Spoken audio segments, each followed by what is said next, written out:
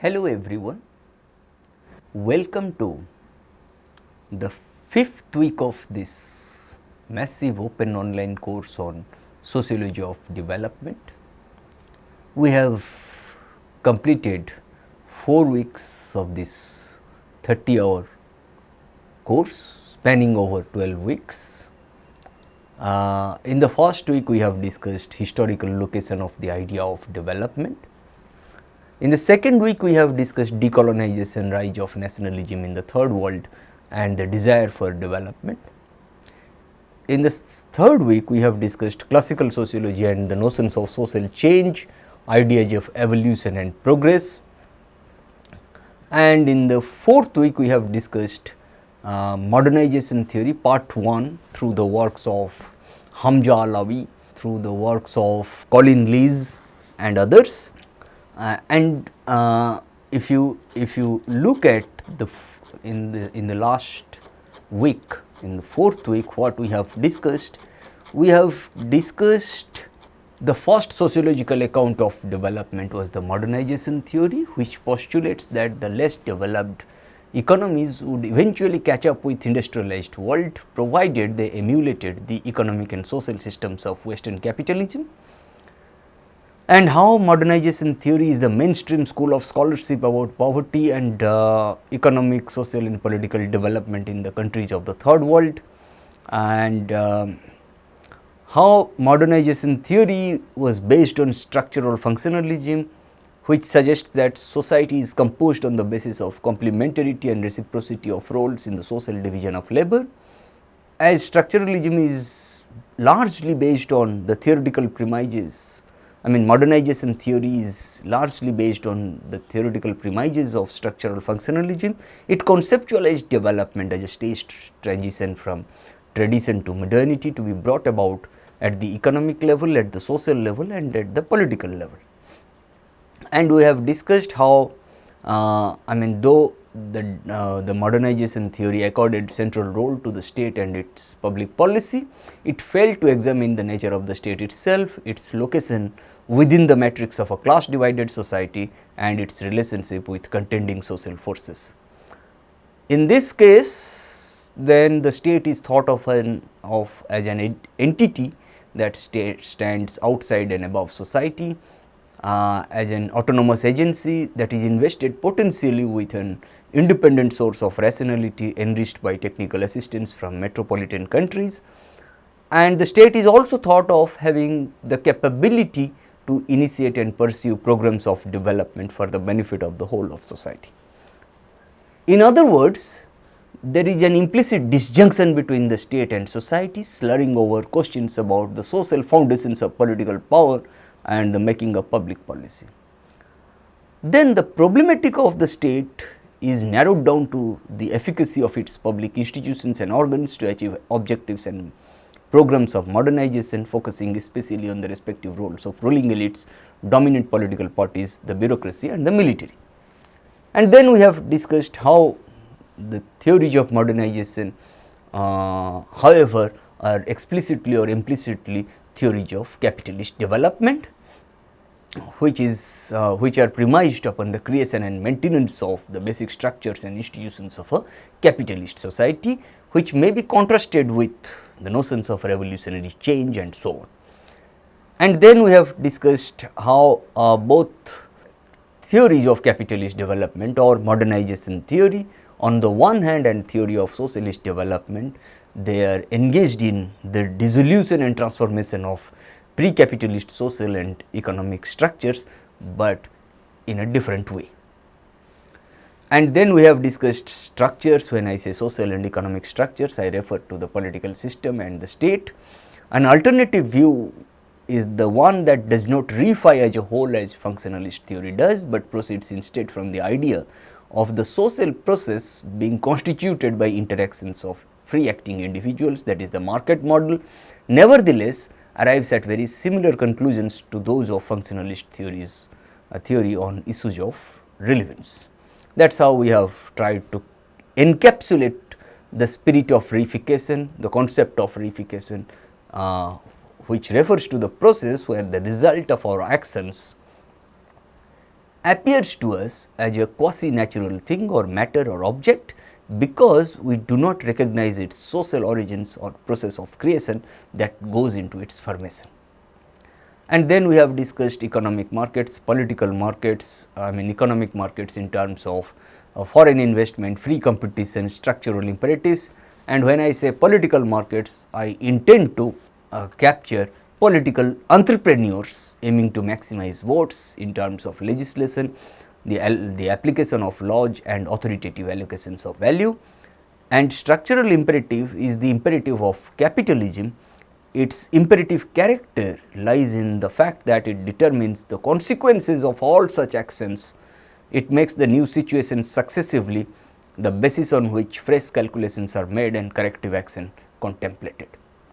It is to recognize the possibility of disjunction within limits and at particular moments between the making of public policy and the contending interests of the dominant classes, the indigenous bourgeois, the metropolitan bourgeois and landowning classes, as well as the fact that such deviations not only have limits, but cannot persist over a long period of time, for they are soon overtaken by the consequences of such policies, which bring into play forces for an alteration of the course, so that state policies are brought into line with the requirements and demands of peripheral capitalism.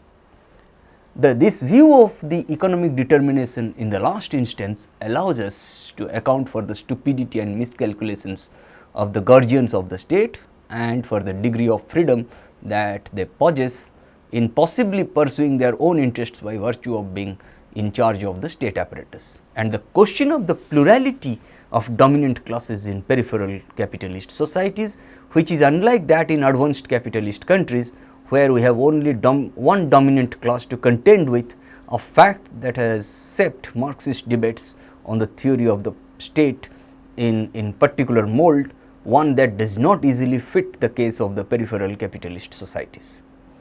The problem of identifying the ruling classes and class alignments in peripheral capitalist societies is more complex than in advanced capitalist countries.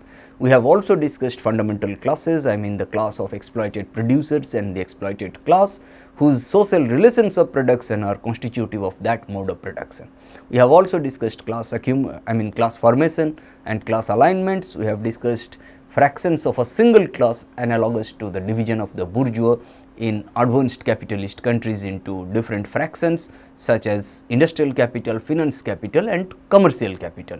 We have also discussed auxiliary classes, class origins of the bureaucracy and so on. Then we have discussed how given the conceptual fragmentation and conflict that has overtaken development studies in general and sociology of development in particular, how there is reaction to modernization theory in Latin American countries and South Asian nations. And the distinction between traditional and modern societies we have discussed from Weber through Talcott-Parsons, Parsonian pattern variables we have discussed so far as the process of modernization is concerned, which refers to the process of transition from traditional to modern principles of social organization, and this process that is currently occurring in Asia, Africa and Latin America. And then we have discussed the demarcation between being traditional and being modern, a pair of very arbitrary abstractions from the contemporary situations of the periphery and the center of the world capitalist system. Then we have discussed Huntington's political development, an element of the modernization syndrome, democratization, political mobilization, participation, the building of nation states, administrative and legal development, secularization of equality, subsystem, autonomy and so on.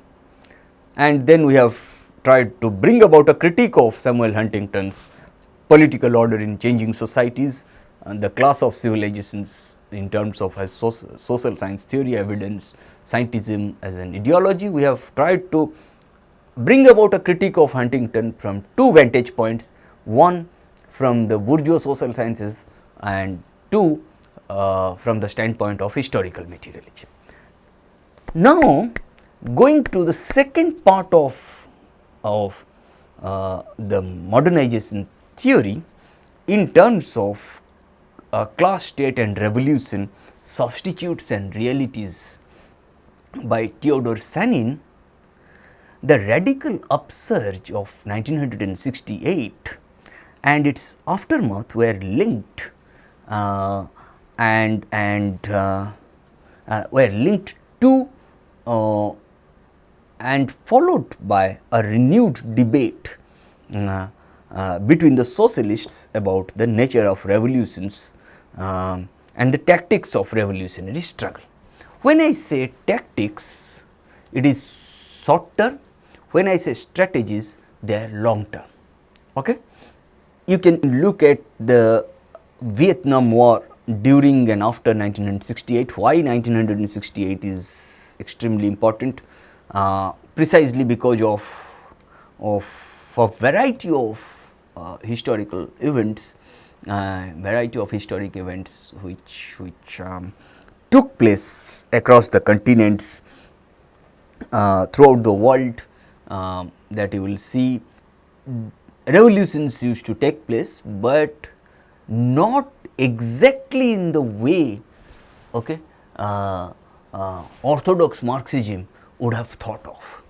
For example, in Chicago, referring to the 1968 Democratic Revolution, where police beat demonstrators as they chanted, "The whole world is watching." See, if you look at the recent peasant movement in Indian context, you will find that the whole world is also reacting to this, responding to this, right?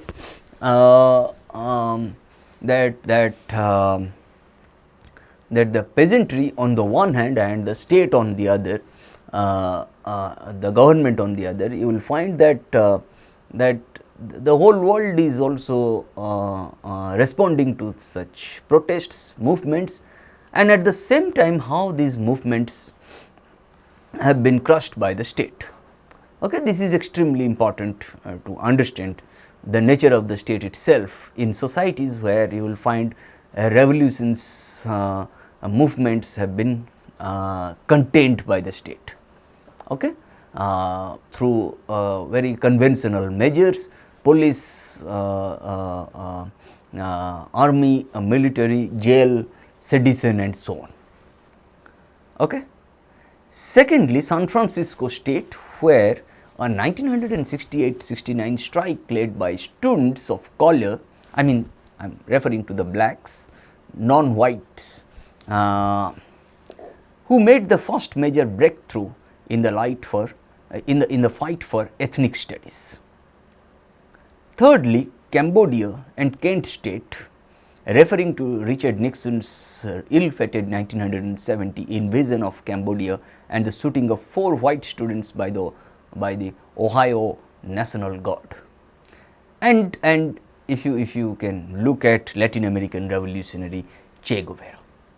Here what we are trying to do, what we are attempting to do, okay, is precisely this, that the nature of revolutionary struggle, the nature of revolutions, it also undergoes changes over time and across space.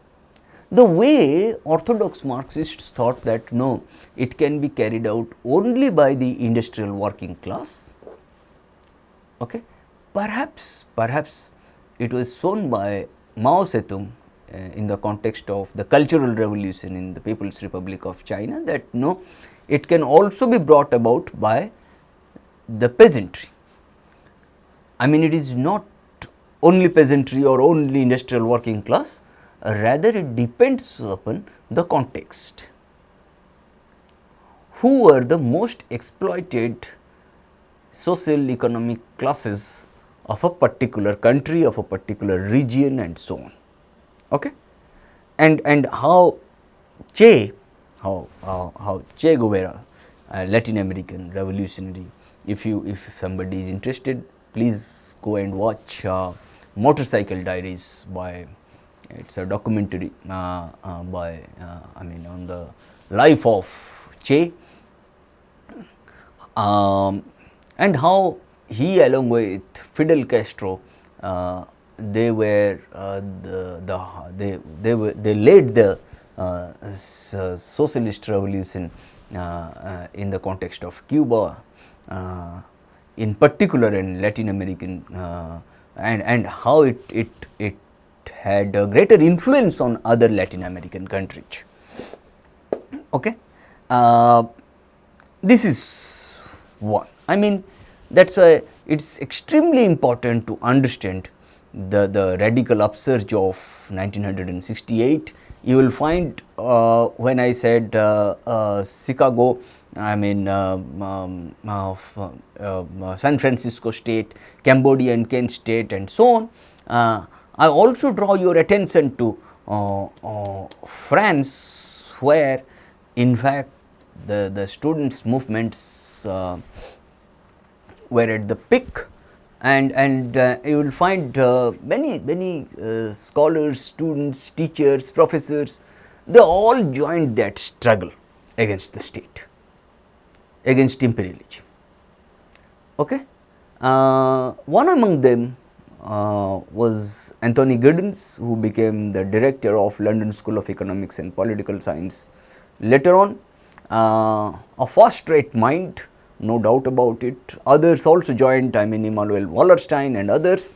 We will also discuss Wallerstein's world system theory towards the end of this course.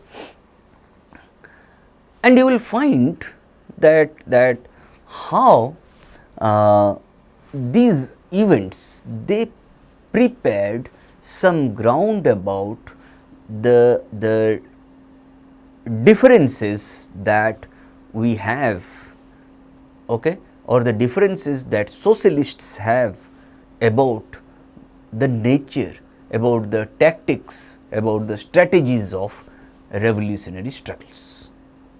Okay. Who should lead that struggle? Who are the major leaders, who are going to lead that struggle? Okay. Conventionally speaking, it was the industrial working class, but Mao, for the first time in the history of socialist revolution, communist revolution, he showed it to the world that it can also be led by the peasantry. Okay. That is why what should be the nature, or what should be the revolutionary tactics, what should be the revolutionary strategies, that there were certain differences between conventional Marxists and you may say neo-Marxists, or the proponents of dependency school. Okay. In this context, it is important to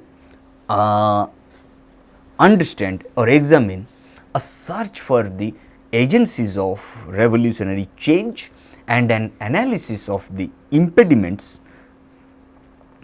to the revolutionary struggle form the crux of a threefold debate. What are those three types of debate? What is that threefold debate? 1. Prospects of revolution. 2. Revolutionary organizations and their relation to the classes or masses. And 3. What is the nature of the state and its relationship with revolution, I mean the nature of the state in societies. Okay. When I say prospects of social revolution and the search for a revolutionary class, okay, prospects of social revolution and the search for a revolutionary class of our time have provided the first focus. Putting it succinctly, those sneeringly referred to by their adversaries as third worldists opposed proletarianists to coin an equally ugly term. A second argument cross-cut the first one, concentrating on revolutionary organizations and their relation to the classes or masses. The issue of a vanguard revolutionary party of a guerrilla Foucault and so on. The third problem, the last to be confronted, but not the least in importance, has been that of state and revolution, or more specifically of the nature of the state in societies where revolutions have been, where a state and revolution, I mean more specifically of the nature of the state in societies. When I say, I mean there are three components again, I mean the nature of the state in societies where revolutions have been contained, of the states which revolutionaries challenge, and thirdly of the state within which a revolution becomes institutionalized. Okay. Now, we have, if you slightly recall, while starting with the modernization theory, we said though the modernization theory accorded a central role to the state and its public policy, it failed to examine the nature of the state itself, the location of the state within the matrix of a class divided society, and the relationship of the state with various other contending social forces. And that is how you will find the state was thought of within the schema of modernization paradigm, that that the state was thought of as an entity that stands outside and above society. The state was also thought of as an autonomous agency which can, that is invested potentially with an independent source of rationality, I mean from the metropolitan countries, from the developed world, from western capitalist world. And the state was also thought of having the capability to pursue and initiate programs of development for the whole of the society. Okay? That is what we discussed.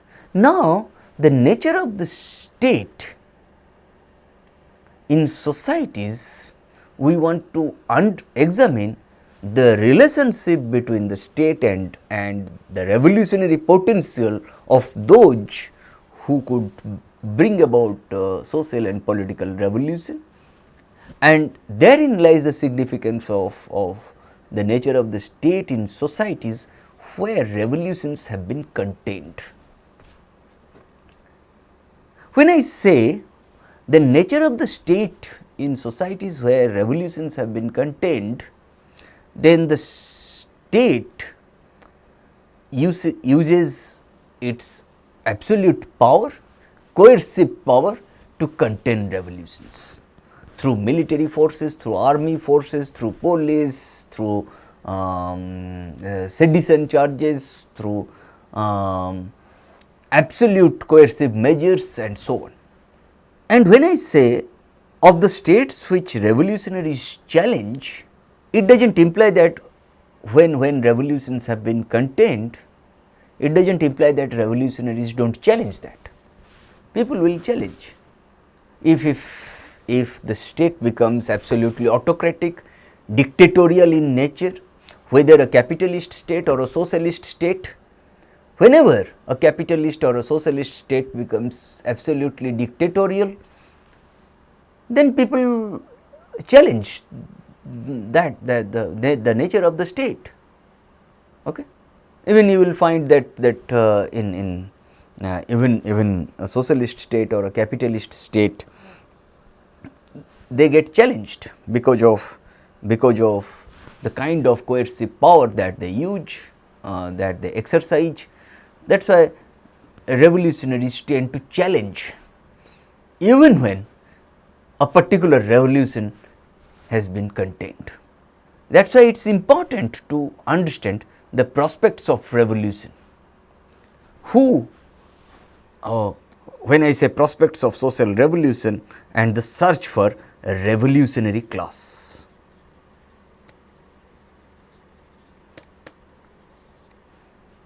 This is very important, but precisely because we are discussing a search for the agencies of revolutionary change.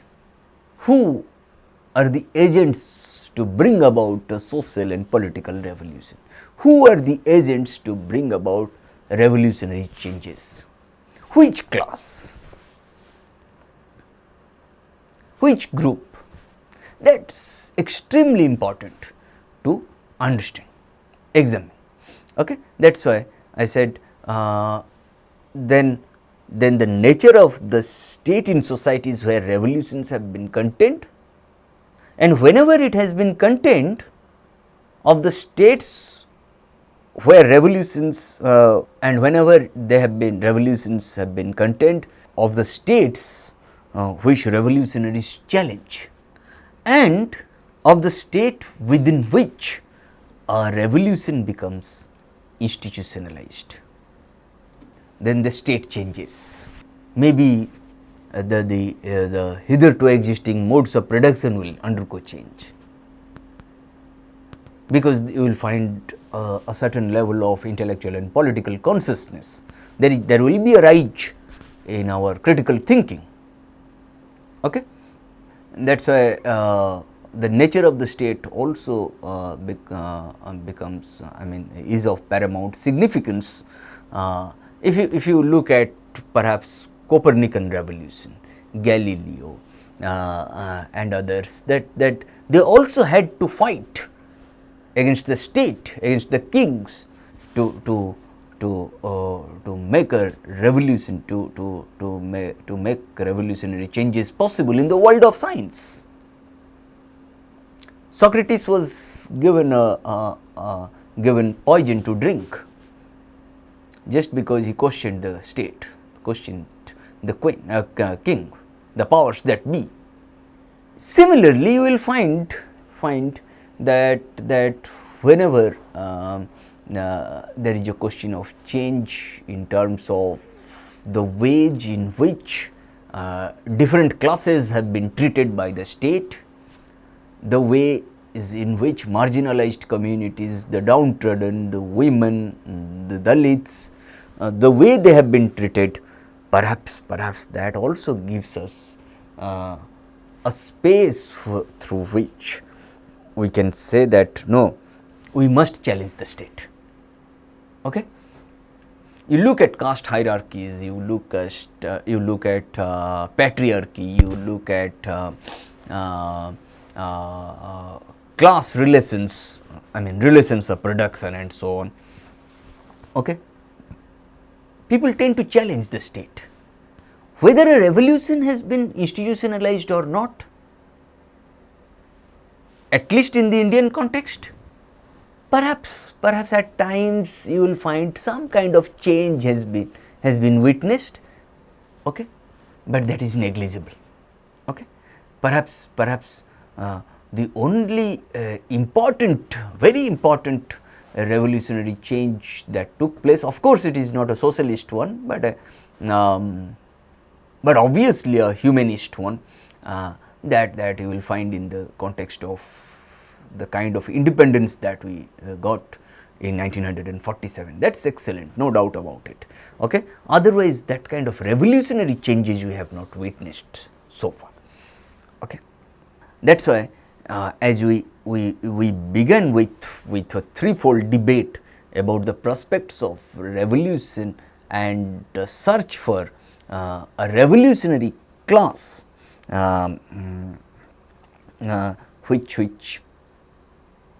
which have provided the first focus of this threefold debate, and secondly revolutionary organizations and their relation to the classes or masses, the issue of a vanguard revolutionary party, of a guerrilla Foucault and so on, and thirdly that of the state and revolution, and more specifically of the nature of the states or nature of the state in which or the nature of the state in societies where revolutions have been contained.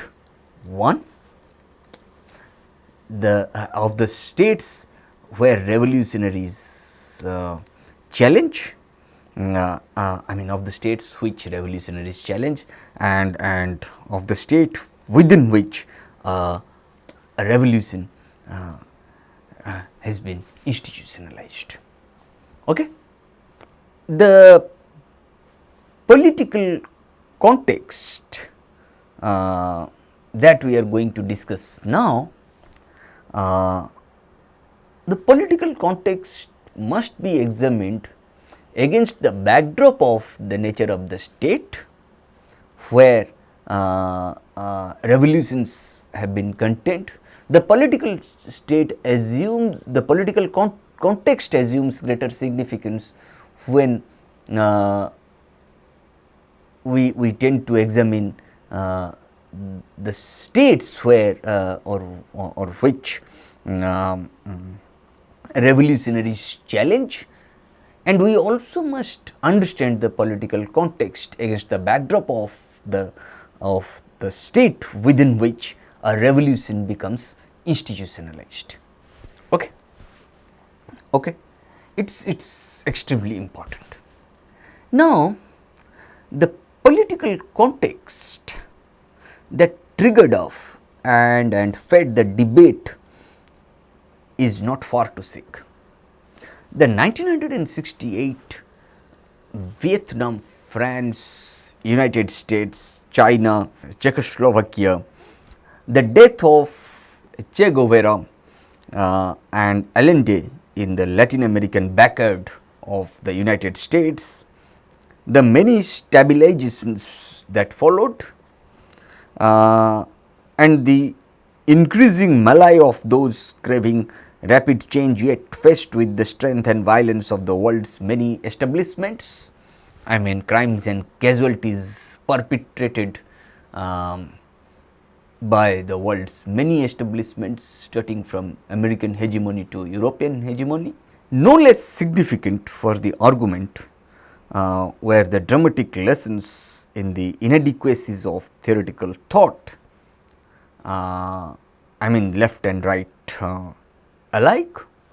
The 1968 wave of radicalism in the context of students' upsurge in France, the split between the ideological split between the People's Republic of China on the one hand and the Soviet and the erstwhile Soviet Union on the other, the depth of the economic crisis in the West, the cultural revolution in the People's Republic of China, the impact of the Organization of Petroleum Exporting Countries, OPEC, Cambodia, Khomeini or the Ogaden, none of which had been predicted or even adequately explained, ex post factum.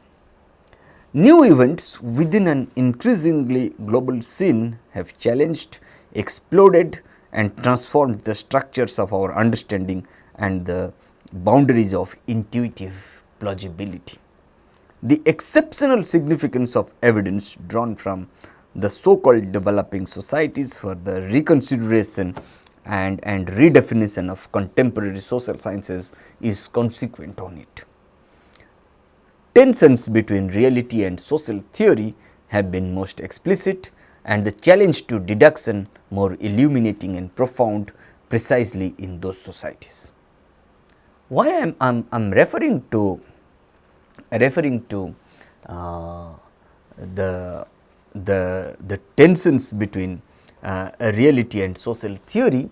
What is a theory? A theory refers to a set of interrelated propositions or ideas intended to explain facts or events. A theory cannot be devoid of empirical practice, reality. Okay? A theory always depicts reality. As the real world phenomena change, our theories also should undergo transformation. That is why nothing is static, right? A theory cannot be static, it is pretty dynamic. But when our real world phenomena undergo changes and our theories do not change, then you will witness a tension between real world phenomena on the one hand, and social, economic, political theory on the other, cultural theory on the other. That is why when we say this, that if our reality, our practical needs, our real world phenomena, okay, they are never static, they always keep on changing, and when they keep on changing, we also must revisit our theory where it can accommodate the changes. If the existing theory cannot accommodate those changes, then we should bring in newer and newer theories. So, we should revise those theories according to the changes in the real world phenomena that we tend to witness, right. That is why there is always, there should be always a dialectical relationship between real world phenomena on the one hand and theoretical vantage points on the other. Okay. Unfortunately, what happens in reality, that people become very rigid about certain theories, and they tend to lose sight of the changes in our real world phenomena. Okay. Then that theory does not remain at the level of theory, rather that theory becomes an ideology. Okay. That theory becomes a part of dictum. If you look at Marx's work on the German ideology, he was trying to look at ideologies in general first, and the German ideology in particular. Here, Marx must be evaluated from two vantage points. One, Marx as a theoretician, and two, Marx as an ideologue of the Communist Party.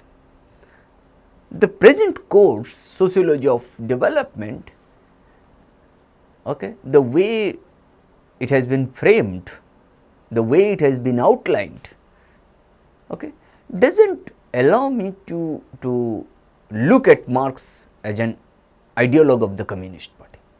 I am not interested also Marx as an ideologue of the Communist Party, but I am more interested in Marx as a top-notch theoretician.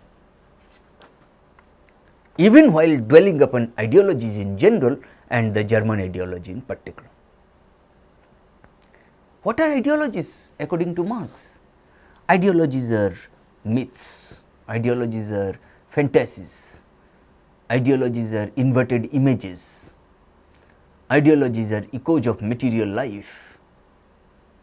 In quest of truth, in quest of knowledge, one has to go beyond the narrow confinements of his or her own ideologies. Even Marx said this while dwelling upon ideologies in general and the German ideology in particular.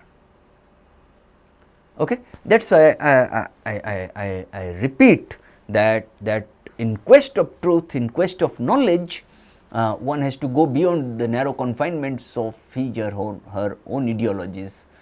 That is extremely important, because if one is rigid about social theory, then perhaps he or she loses sight of the changes in the real world phenomena, and that social theory does not remain at the level of theory, and that social theory becomes an ideology. And that ideology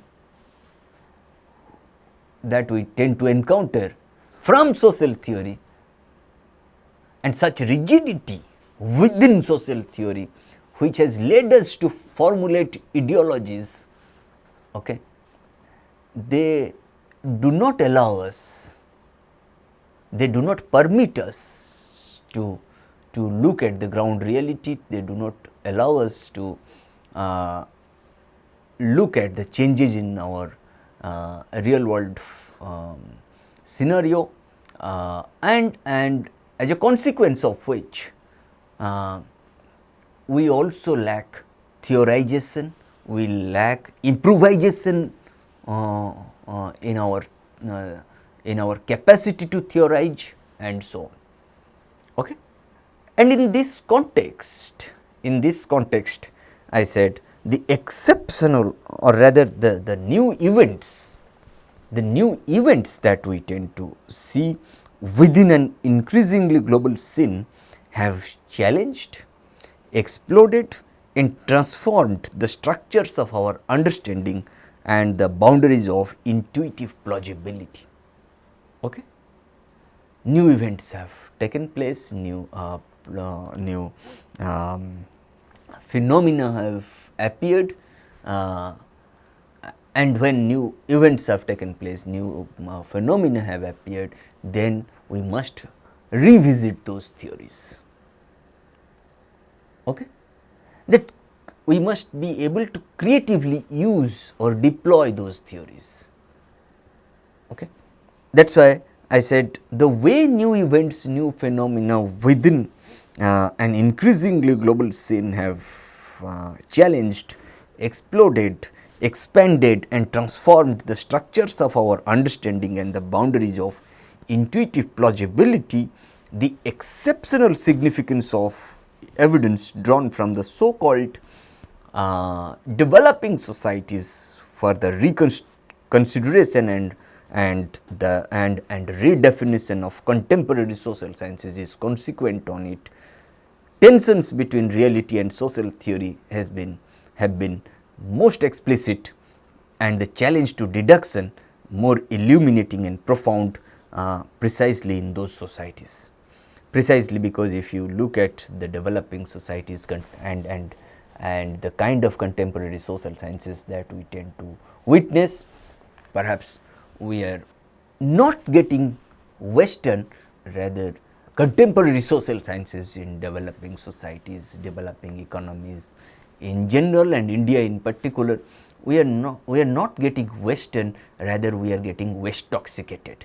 If I have to quote Professor Dipankar Gupta, in Mistaken Modernity, he used the term Westoxicated. Okay? We are not becoming Western, we are becoming Westoxicated. Whatever the West suggests, whichever technology the West uses, okay, we tend to ape them. We tend to copy them. Okay? By doing that, we are not becoming Western, rather we are becoming Westoxicated. Okay? In this context, if you look at the whole scenario of the discussion that we have had till now, you will find that the radical upsurge of 1968 perhaps marks an intellectual and political departure from the conventional Marxism. Okay? And then we have discussed revolutionary tactics and strategies of or the nature of revolutions as such, tactics and strategies of revolutionary struggles. Okay? And then the threefold debate, so far as the search for the agencies of revolutionary change and an analysis of the impediments which form the crux of a threefold debate. I mean the prospects of revolution and the search for revolutionary class, secondly revolutionary organizations and their relation to the classes or masses, and the state and revolution, I mean the nature of the state in societies where revolutions have been contained, of the states which revolutionaries challenge, and of the state within which a revolution becomes institutionalized. They must be examined in these these contexts.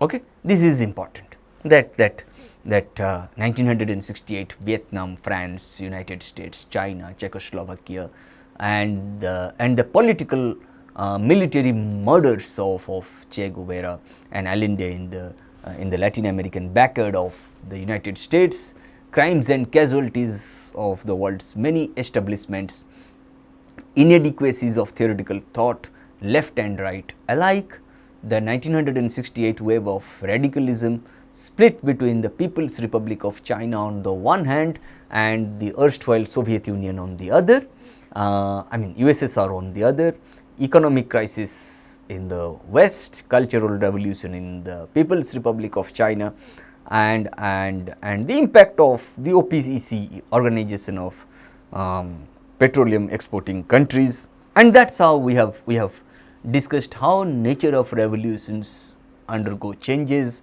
how revolutionary tactics and revolutionary strategies ought to change with the changes in our real world phenomena, with the changes in our real world events, new events. Okay, when new events occur, when new phenomena appear, okay, within an increasingly global scene, okay, which pose challenges to the existing theory, okay, and that is how they tend to transform the structures of our understanding and the boundaries of intuitive plausibility. Okay.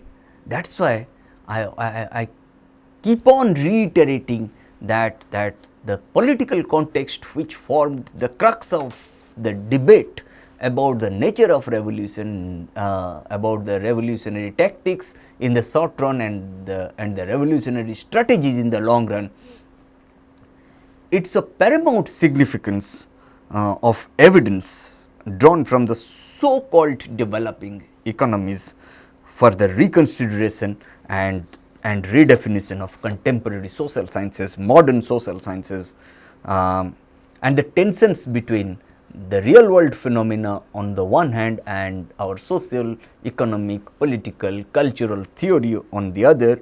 They have been most explicit now, and the challenge to deduction more illuminating and profound precisely in the so called developing societies. Okay. Now, what we are going to do? We are going to discuss class, state and revolution in the context of substitutes and realities. We are going to focus on the search for the revolutionary class, prospects of revolution and the search for the revolutionary class, the first point. Okay. Then there are two revolutionary classes which have appeared till now as having the capability or as being the harbingers of the proletarian revolution, working class revolution. The reconsideration of established concepts in the light of new and often, when I say new, often non-European, non-American developments lies at the core of the post 1968 debate. That is why 1968 is extremely important in the context of development studies in general and politics and sociology of development in particular. The discussion of the early 1970s about the revolutionary classes and revolutionary perspectives was both an example of it and an important case in itself. The argument unfolded within the basic framework of the Marxist tradition. This implied a common commitment to change aimed at abolishing the social base of exploitation and domination of human by human. It accepted sociological perspective whose major components are the determining impact of political economy and of class conflict within social structure. And it also accepted revolutionary violence as the probable and indeed usual, though not obligatory, way of bringing about the necessary social changes. And at this point, however, paths began to diverge. Okay? That we will discuss in the next lecture. Okay? On against what parameters, against the backdrop of which parameters paths began to diverge. Okay? But now we are more interested, I mean the focus of today's lecture is how to reconsider the established concepts in the light of the newly independent nations,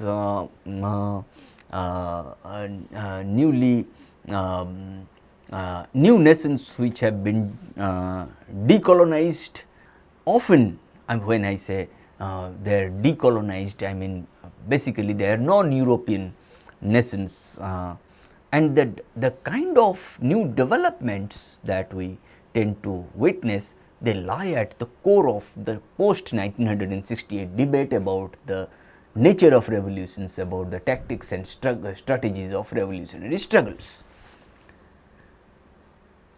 When I said the discussion of the 1970s, of the early 1970s about revolutionary classes and perspectives, that the search for revolutionary classes and perspectives, that became both an example of it and an important case in itself.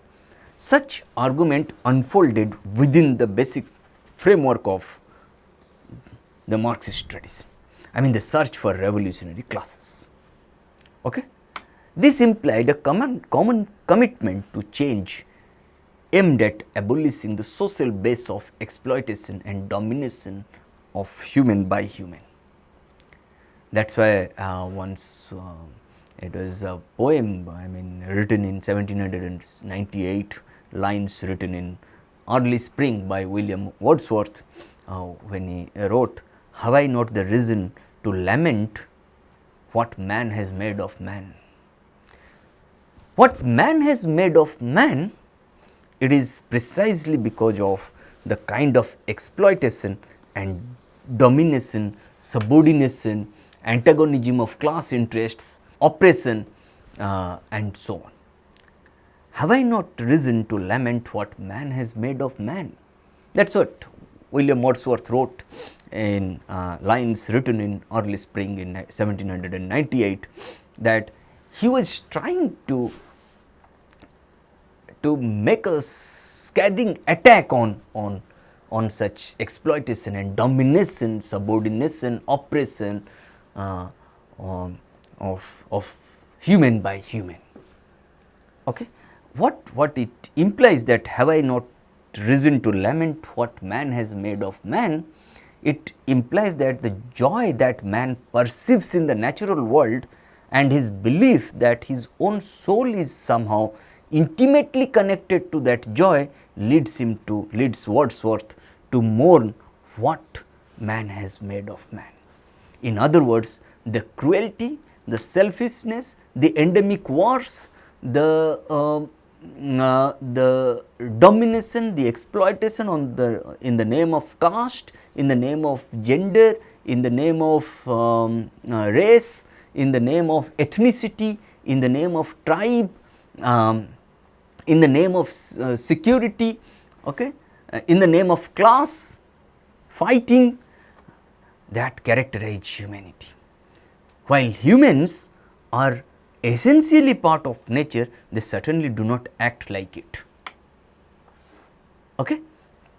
That is how we tend to act against nature. Okay? Not in the sense that we want to use nature for our survival or so, but we want, but in while attempting to utilize nature for our survival, we have in reality we have destroyed nature. That is what Wordsworth was referring to. Okay? My primary concern is not to look at Wordsworth here, but I am trying to look at this from different vantage points, from philosophy, from literature, from political science, from economics and so on. Okay? But my central concern is sociology of development. Okay? That is why I said this when the argument about the search for revolutionary classes, the search for revolutionary perspectives, when such argument unfolded, within the basic framework of the Marxist tradition, starting from the works of Marx and Engels to Lenin to Stalin to other eminent authors, maybe read maybe Mao Zedong and others. If you Paul M. Suiji, Hamza Alawi, Theodore Sanin, Prabhat Patnaik, Samir Amin, Walden Bellow, Immanuel Wallerstein, Anthony Giddens, and so on. You can go on and on. I mean, Amartya Sen. If you look at that how the argument unfolded within the basic framework of the Marxist tradition, it implies a common commitment to change. Change in terms of what? Change in terms of what? Change, when I say, I refer to modes of production.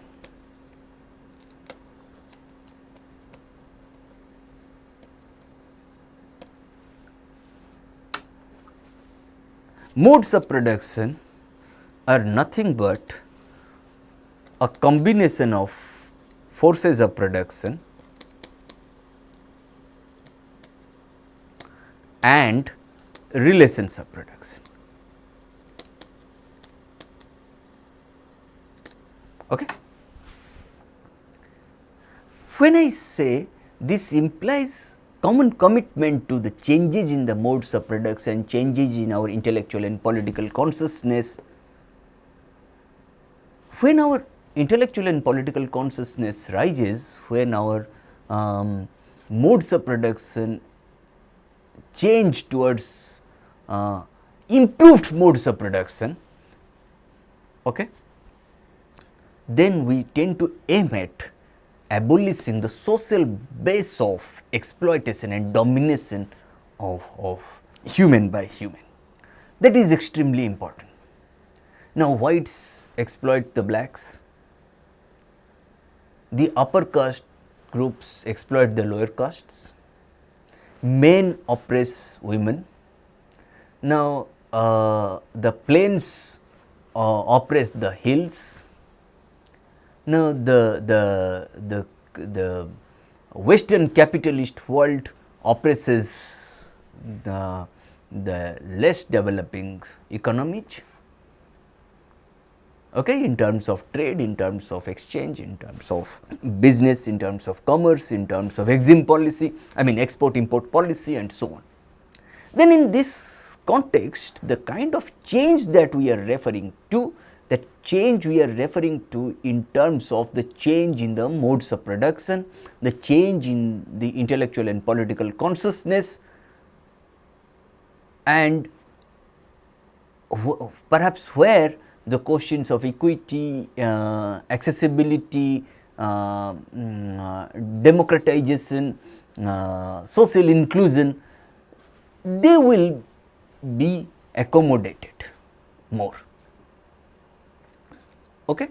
That is why what we have done till now, we have discussed the radical upsurge of 1968 and its aftermath were linked to and followed by a renewed debate between the socialists about the nature of revolutions and the tactics and strategies of revolutionary struggles, a search for the agencies of revolutionary change and an analysis of the impediments formed the crux of a threefold debate.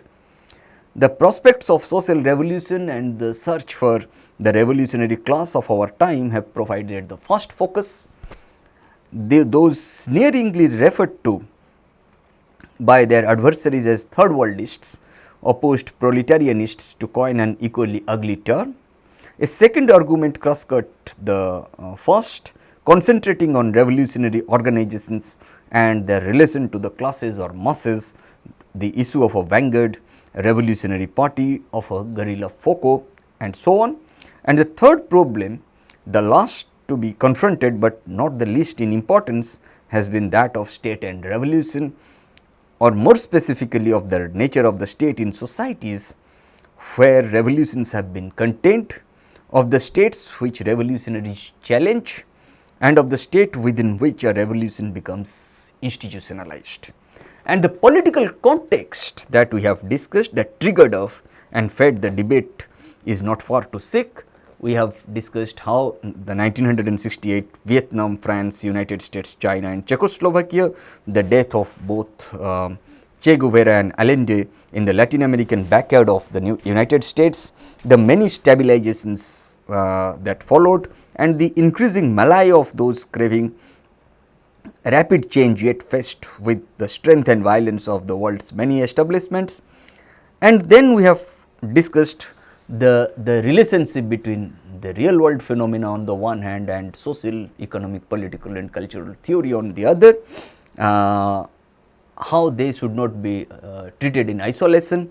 And then we have discussed the reconsideration of established concepts in the light of the new, often non-European developments that lies at the core of the post 1968 debate. The discussion of the early 1970s about revolutionary classes and perspectives was both an example of it and an important case in itself. The argument that unfolded within the basic framework of the Marxist tradition, this implied a common commitment to change aimed at abolishing the social base of exploitation and domination. Change in terms of forces, modes of production, how relations of production, how forces of production, they undergo change with changes in intellectual and political consciousness. Tomorrow, what we are in the next lecture, what we are going to do, we are going to discuss this aspect of common commitment to change aimed at abolishing the social base of exploitation and domination, how it accepted a sociological perspective whose major components are at the determining impact of political economy and of class conflict within class structure or within social structure. It also accepted revolutionary violence as the probable and indeed usual, though not obligatory, way of bringing about the necessary social changes. Okay? And how at this point nevertheless paths began to diverge, how conventional Marxism or orthodox Marxism was challenged by the new trends within the basic framework of Marxist tradition, we are going to discuss in the next lecture. Thank you.